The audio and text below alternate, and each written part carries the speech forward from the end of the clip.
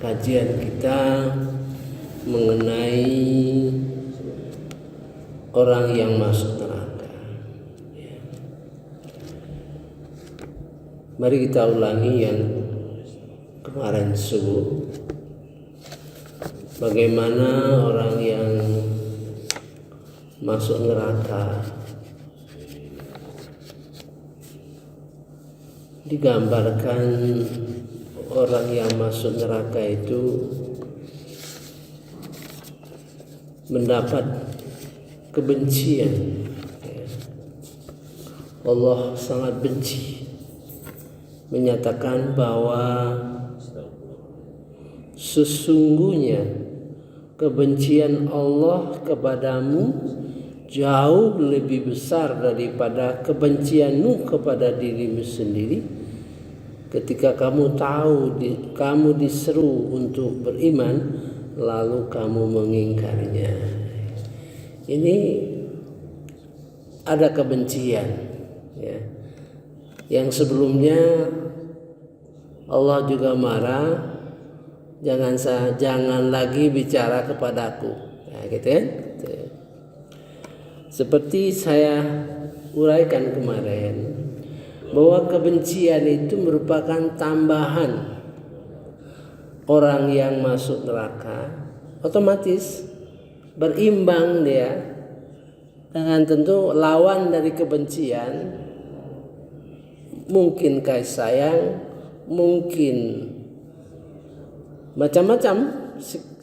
Saya kira itulah cara Allah di dalam menjelaskan Al-Quran, selalu berimbang ya. Mari kita lihat ayat-ayat sebelumnya. A'udzubillahi minasyaitonirrajim. Bismillahirrahmanirrahim. Hamim. Tanzilul kitabi minallahil azizil alim. Telah diturunkan kitab Al-Quran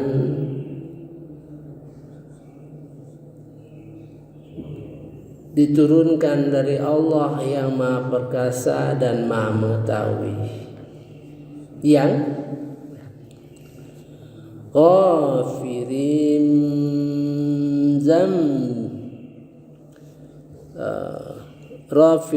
zambi, yang mengampuni dosa, wa qabilit taub,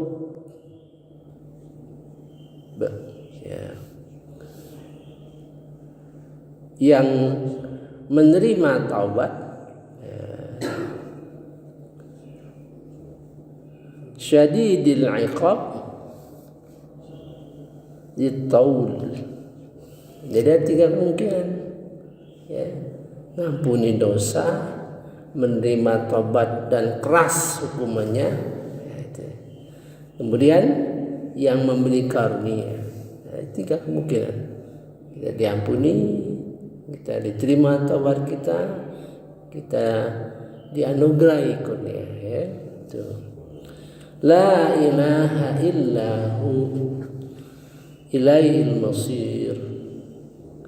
Tiada Tuhan yang disembah selain Dia, kepadanya kita kembali.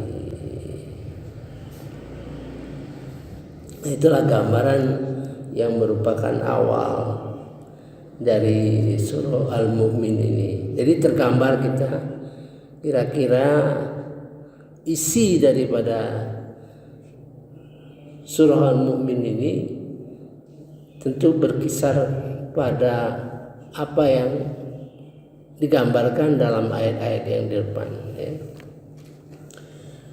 Sekarang kita ayat nomor 7. A'udzubillahi minasyaitonirrajim. Bismillahirrahmanirrahim.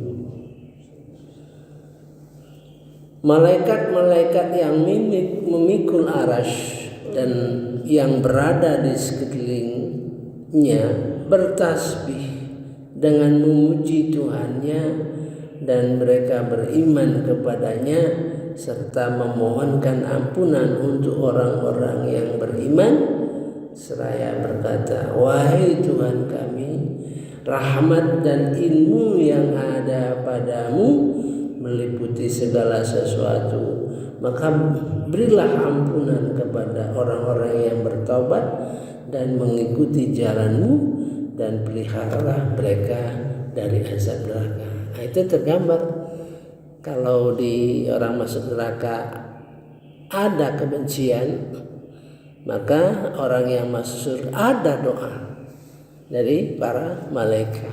Nah, itu ya. Dan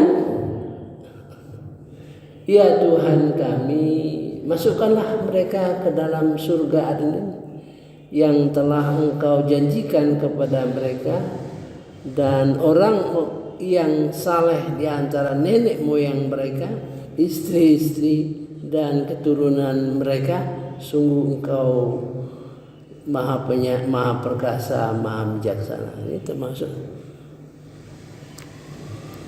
termasuk orang yang masuk surga berserta keluarganya. Nah, ini jadi ada dua tempat menggambarkan orang yang masuk surga berserta keluarga nenek moyang keturunannya. Satu dalam surah Al-Mu'min, kemudian satu dalam surah Ar-Ra'd ya. Kalau kita baca dua-dua ayat ini, maka terpadu ya. Gambaran keseluruhan akan terlihat.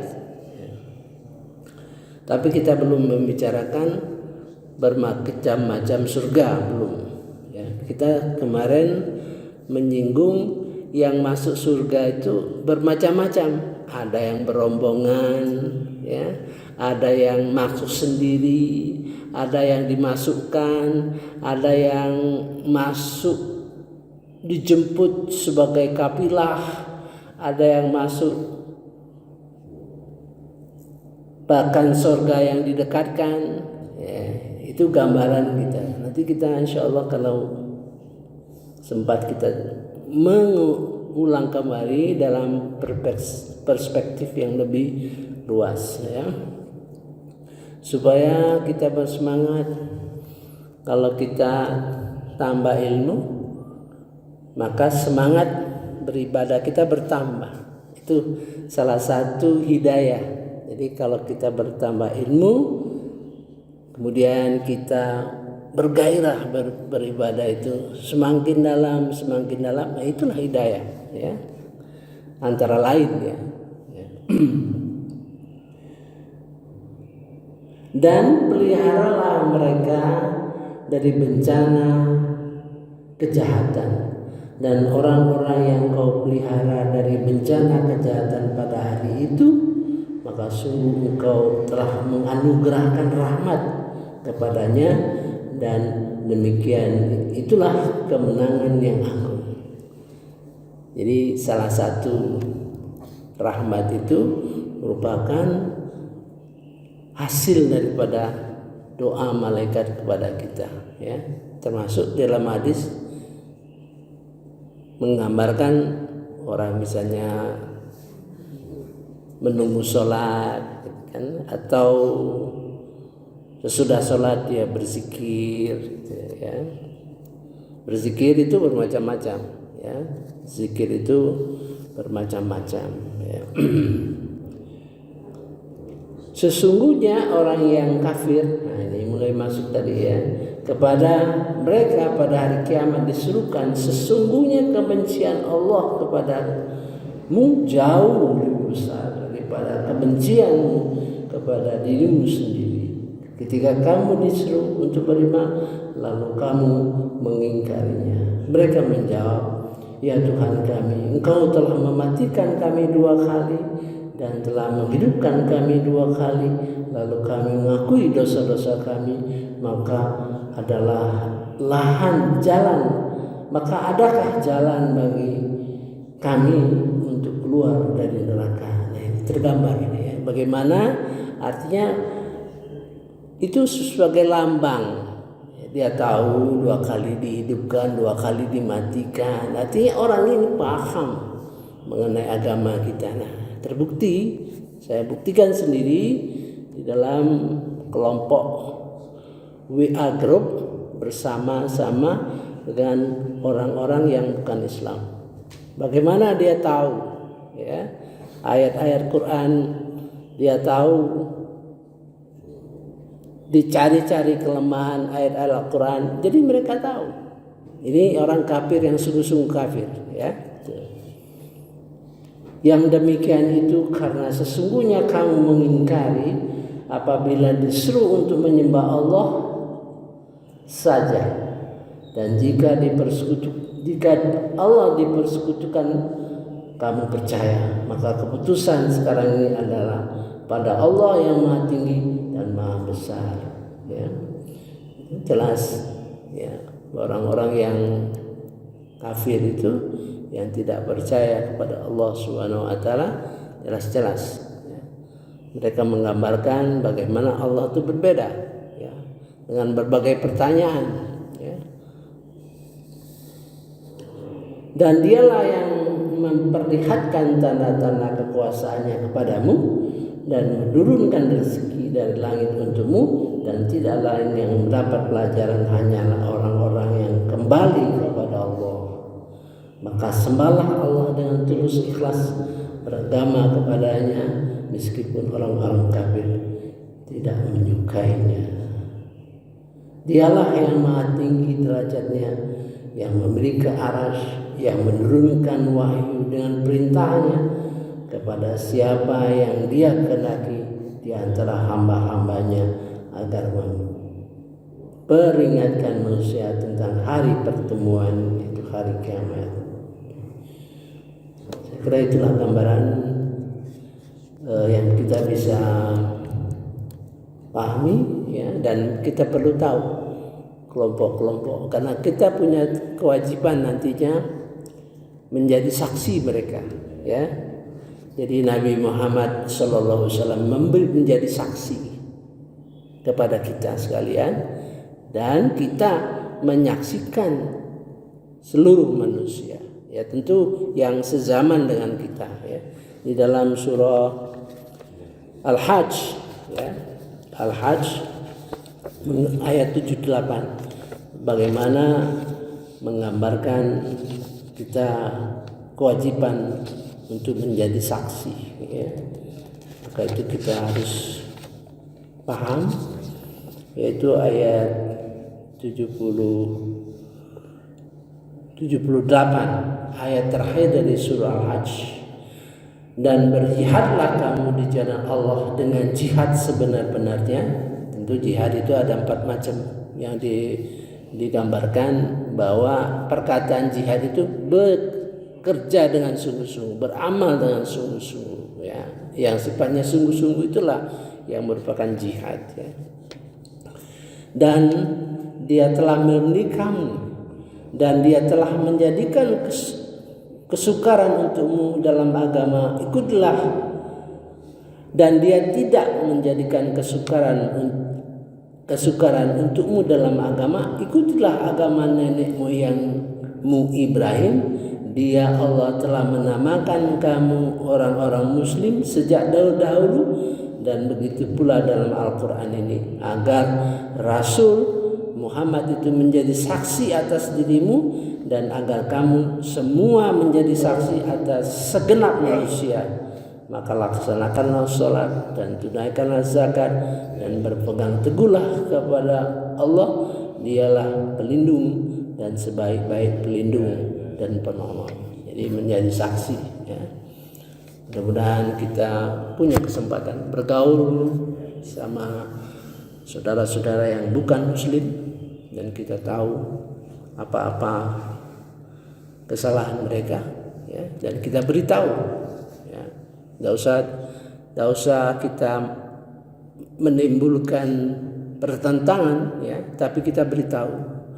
Dia katakan menanyakan mengenai, katakanlah Nabi Isa. Nabi Isa itu diangkat, ya, diangkat, ya.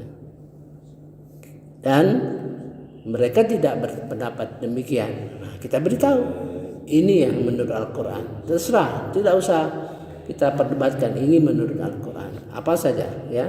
Di dalam Al-Quran itu banyak sekali hal-hal yang berkenaan dengan orang-orang bukan Islam, bukan Muslim.